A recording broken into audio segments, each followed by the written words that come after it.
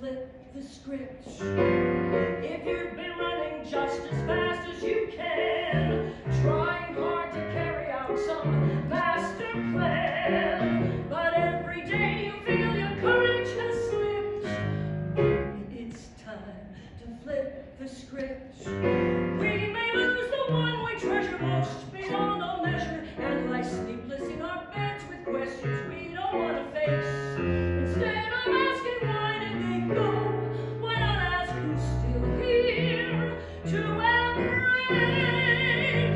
But you might be able to square it if you try to rewrite the narrative. Buy yourself a pen and get your fingernails clipped, 'cause maybe it's time to flip the script, baby.